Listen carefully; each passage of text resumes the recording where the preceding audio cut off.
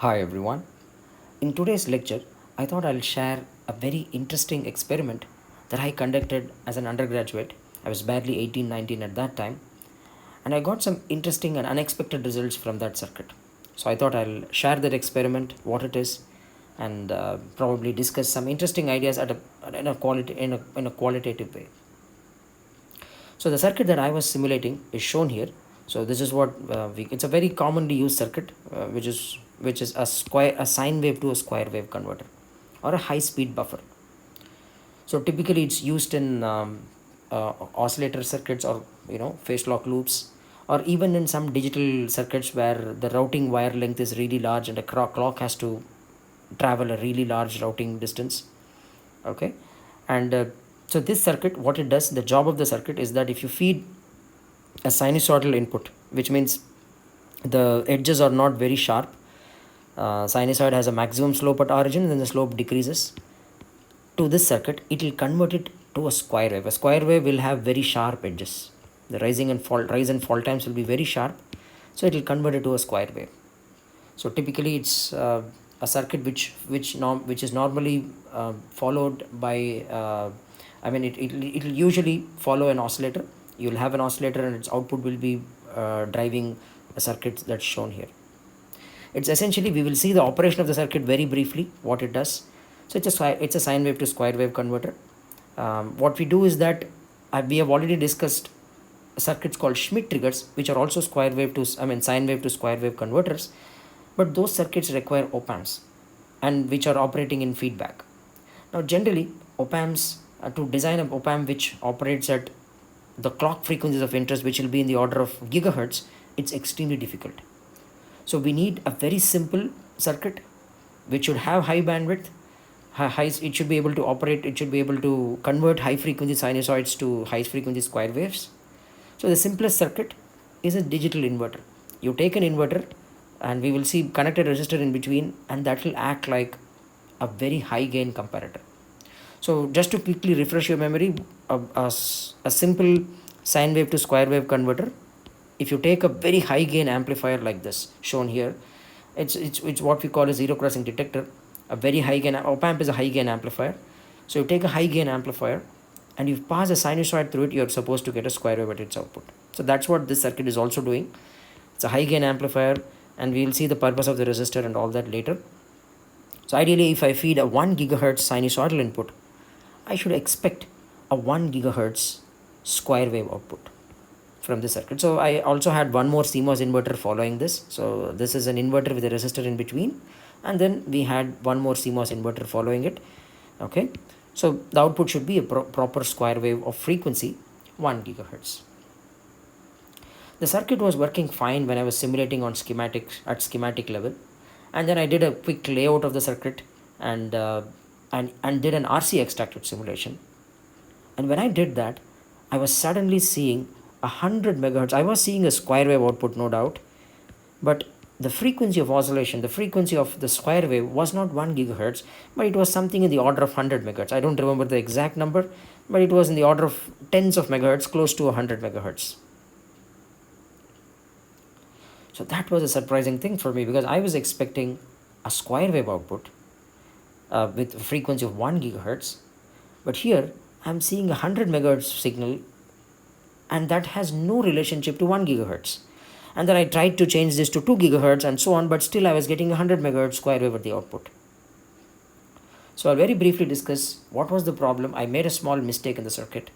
What was the problem, and why I was seeing this 100 megahertz output in the RC extracted schematic. So first we'll discuss this inverter circuit itself.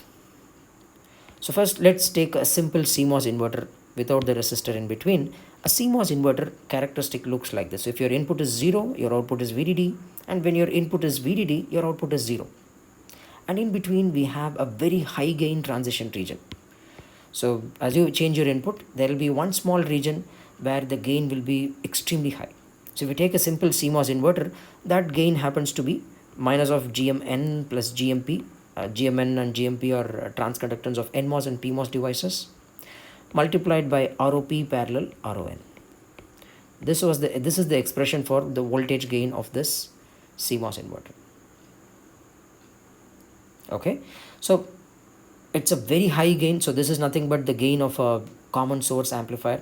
I'm not going to derive the expression, but you can easily do that. So that's the expression, the intrinsic gain of a common source amplifier, and that's the maximum gain you can get out of a single stage MOS amplifier using one transistor, or in this case 2 transistors in parallel. It's like putting 2 common source amplifiers in parallel. And in this region, if the gain is very high, all I need to do is that I can use this high gain region, amplifier in the high gain region, as a comparator. So first step is I need to place this amplifier in this high gain region. To do that, I can simply connect a resistor in between. If I connect a resistor, a large enough resistor in between, so that there is no direct path from input to output. You should ensure the resistor is really large, so there is no direct path from input to output. Okay, so there is the gain from I'm sorry, there is a direct path from input. I'm really sorry for that wrong usage of words. So I should put a really large resistor. So I'm connecting the input and output. So approximately, if you ignore that CMOS, if you ignore there is a GM current flowing through CMOS, then the gain should, from this point to this point, should be approximately 1. So let's ignore that, there is no, or I can break this resistor, and then let's say I apply a input value Vi here and ground this node. The gain from input to this point, it's actually a potential division between R0 and all that, should be approximately 1. If I satisfy this condition, then the point where the amplifier is biased, so this is V0 equal to Vi line. The point where the amplifier is biased will be the intersection of the two graphs. One, the inverter characteristic. This is nothing but, once I added the resistor, this is going to be the relationship between input and output. Now the circuit will now be biased exactly at the switching threshold, the point where, again, if you have done a basic course on digital circuit design, you will know what switching threshold is, right? So when your input is changing, that is the point where your input and output becomes equal. Okay, so any current that's going to flow from this PMOS will directly flow through the NMOS to ground. So that is that frequency where both the currents will become equal, and that's the point where you will end up having the highest gain. So you have biased your CMOS inverter at that point. Now if I AC couple a sinusoid, if I apply a small sinusoid here, if I'm AC coupling it here, so this will ride on top of it. So there will be a DC. The DC value will be VSW, which is the switching threshold of the CMOS inverter, plus the sinusoidal component VI. So if I'm applying a sinusoid on top of this, I can get I'm applying a sinusoid on top of it. That's a point of really high gain. So then the output of this circuit will be a near square wave output. Okay, so if you see, even this circuit, it's a high gain amplifier with a saturating characteristic. So if you see the characteristic of an amplifier will look something like this. So this is plus Vsat and minus Vsat with a very large gain. So if I apply a small sinusoid at the input, your output will either be plus 1 or minus 1. I'm not drawing this to scale, but you get the picture. So this will be, if I'm applying a sinusoid here, I'll end up getting an input which goes from plus 1 and minus 1 like this. Okay, so the same thing happens here. So the inverter is now biased at the very high gain region. You get this. Now if you derive an expression, the moment you put R, the gain expression will be a bit more complicated. In fact, you can easily show that approximately. If your R is really large, you can approximately show it. The gain will be GMN plus GMP. R also will come in parallel with that. There will also be an additional term. I'm ignoring that right now. So, but if you want to get maximum gain out of this amplifier, all I need to do is choose R so large so that it is much greater than RON and ROP. If I do that, then I'm guaranteed to get the maximum gain out of this. The gain will approach this value, which is the intrinsic gain of the CMOS inverter. So that's what I thought, and I immediately built the circuit. So I've graphically shown what's happening here. You apply a small sinusoid around this bias point. If your output is even slightly greater, you'll end up getting a square wave. You'll either be logic 1 or logic 0, depending on what the input value is. So we'll end up getting a square wave at the output. Okay, so what I did was that I chose, I mean, I ran an AC simulation, quickly did some, for my reasonable currents at that time, I chose the resistance value to be 100 mega ohms, which was so large. And typically in a semiconductor chip, in a semiconductor IC, if you want to fabricate a resistor, all you need to do is that you'll typically start with a substrate, and you'll dope it with an impurity. So there are different flavors of resistors you will normally get in any process. I think I was using 180 nanometer process, and you'll dope it with a certain impurity and control the resistivity of that semiconductor material of that region where you have doped it. So typically, if you want a resistance, the general expression will be rho L upon A. Rho is the resistivity of the material, which is a function of the doping concentration and all that. Okay, and the length of the semiconductor resistor and the area of cross section. So if you want a 100 mega ohm resistor, you need to lay it out for a really long region. So typically the area of cross section is not under your control. Okay, so that depends on the depth and also the width as well. So after a minimum width, you can't have really small widths. But if you want a 100 mega ohm resistor, you need to lay out an exceedingly large line. So in fact, when I did my first layout, my inverter was so small compared to the resistor's length was so big, the inverter was completely dwarfed. So then what I did was I just did what we call a standard way. It's called a serpentine resistor. So instead of laying out as a single long wire, you just bend it like this. So that's just to keep it compact. You can just keep so these are the 2 points of the resistor. You just lay it out in a serpentine fashion. So I then did an RC extraction, and once I did an RC extraction and simulated the circuit with this 100 mega ohm resistor, I was suddenly seeing that 100 megahertz sinusoidal output, clock square wave output, which had no relationship to 1 gigahertz. So why was that happening? So to explain that, why was 100 megahertz? So whenever any circuit produces an unwanted frequency or something an unknown frequency which is not present anywhere in the circuit, it usually means it is oscillating. An oscillator is an autonomous system. It can produce its own output without any external input. So then it's an oscillator system. Okay, so somehow this inverter with a resistor is behaving like an oscillator. Now that I've said that, it's very simple to see why is it behaving as an oscillator. Is that if you take a really long semiconductor resistor, there will always be a return path. So there will be a substrate return path. So I have not shown the substrate here. So typically there will be a substrate, a P substrate. So when there is forward current, there will always be a return path through the substrate. So there will always be an associated capacitance along with the resistance. Okay, capacitance to the substrate. So since I was doing the serpentine resistor, so I can cut it into n different segments. Each segment can be modeled as an RC section. Okay, so that's called the lumped model. Each segment I'm just lumping it together and modeling it as an RC section. So for simplicity, let's assume that I just modeled it as two RC sections. So R by 2, the total resistance is R, which is 100 mega ohm, and the capacitance I'm lumping it as C by 2 and C by 2. Okay, and the capacitance, it's a pretty standard way to compute what will be the value of the capacitance, which depends upon the cross sectional area. The area, the length and width of the the semiconductor resistor. Okay, so you can calculate that, but right now we will not go into all of that. All I'm saying is there will be a capacitance which is like a parallel plate capacitance. Okay, and that capacitance I'm calling it as C by 2. I'm splitting this into two regions. I'm lumping this entire capacitance of this region as C by 2 and resistance as R by 2, and this also I'm doing the same. Now I'll insert this model in the inverter.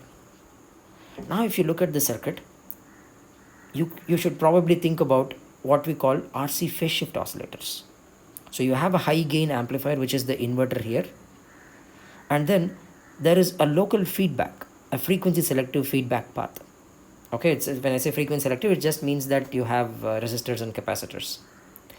So at the output of this amplifier, there is an amplifier will have its own output resistance. So I've modeled amplifier as a gain, and its output resistance and load capacitance. And this this R by 2 C by 2 two sections, 2 R by 2 C by 2, and then there is also CC capacitance. Now we know from basic control system theory that if you have 3 left of plane poles, so let's assume I have 3 left of plane poles. Okay, I mean the location of the poles can be different. For simplicity, let's assume that they are close by. They are very close by, so they are in very close by region. Now we know the root locus of a 3-pole system will look something like this. Okay, so at some gain, if you have sufficient gain in the circuit, that circuit can become unstable. The poles will be on the j omega axis, or they can go to right of plane. So what was happening in my circuit was that the gain was a very high gain. The gain was very high, and we had at least 3 poles in the system. I've only shown 3 here. It was actually a huge segment. There were nearly 10 segments that I had laid it out, and so each segment was like an RC section. So each segment was introducing phase shift.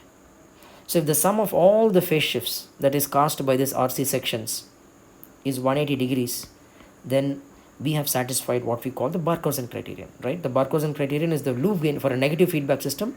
The loop gain equals -1. Then we say that it's Barkhausen criterion satisfied. Or if you traverse the entire loop in a negative feedback system, when you traverse the entire loop, the phase shift should be just 180 degrees. But if you have an RC sections, if you have some other frequency selective elements in the circuit, they will add additional phase shift. And when that excess phase shift becomes 180 degrees, you will have a net 0 phase shift in the loop, in the feedback loop. When that happens, and this happens only for one frequency. So it's important. That's why I'm using the word frequency selective, because it happens, this condition is met only for one frequency.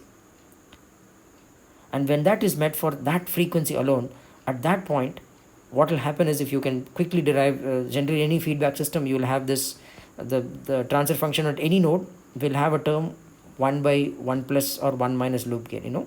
It will usually be 1 minus loop gain. When loop gain becomes equal to -1, the transfer function will blow up. So it blows up just at one frequency, which means the circuit is behaving like a resonator or an oscillator. Oscillators will typically have a characteristic that looks like this. So typically they'll have infinite gain at just one frequency. That's why even if you inject some low energy signal at that frequency, they'll just produce a finite output. Okay, so low power signal at that frequency, you will end up getting a finite output at that frequency. So that's what was happening. So I have not discussed Barkhausen criterion in detail yet, but since most of you, at least if you have watched these videos this far, you at least would have gone through a basic course what Barkhausen criterion is. If the loop gain becomes equal to -1, or the phase shift on top of the negative feedback's phase shift of 180, the additional phase shift when it becomes equal to 180 degrees at just one frequency, not everywhere, just at one frequency, then the system becomes oscillatory. Okay, it's a very interesting tool to identify oscillations in amplifiers. Okay, Barkhausen criterion, and that can be seen in a Bode plot, or you can also see on a root locus. When you have 3 poles, if you have sufficient gain, then at some point you'll have poles on the complex plane. This is closed loop poles on the j omega axis. The closed loop poles will be on the j omega axis, and they can also go to the right of plane. So the system becomes unstable or oscillatory here. So that's what was happening. So I've just graphically shown this output. So the problem was, I just chose an exceedingly large resistor, a much larger than R0, and in the process I ended up choosing such a large resistor that the gain was so large that it started to oscillate. Then my R0s were in the order of tens of kilo ohms. For the bias currents that the bias current was also very high because noise was a constraint. So right now I haven't discussed noise. So when I was simulating, so R0s were in the order of 10 kilo ohm or so. So then I didn't have to go for 100 meg. So I brought down the value to a mega ohm, 100 times smaller and much smaller values. So once I did that, the gain reduced, and also I didn't need to do so many RC sections. So once I brought down all of that, I was then making this circuit, then this circuit was behaving like a proper sine wave to square wave converter. So I fed a sine wave, I was then getting, after the output of this inverter, I was getting a square wave. So just to quickly tell you what was happening previously was that this circuit was behaving like an oscillator, so it didn't care what its input was. So by its own it was producing a 100 megahertz output here, and that 100 megahertz output was again going through a inverter was just smoothing it, or I mean was just making the edges sharper, and it was producing a proper 100 megahertz square wave at the output. Okay, so in fact I was seeing no trace of this 1 gigahertz because it was now a such small signal, that mostly 100 megahertz was dictating the overall frequency. Okay, so that's it. So it's an interesting circuit, so I thought I'll share it with you guys. Thank you.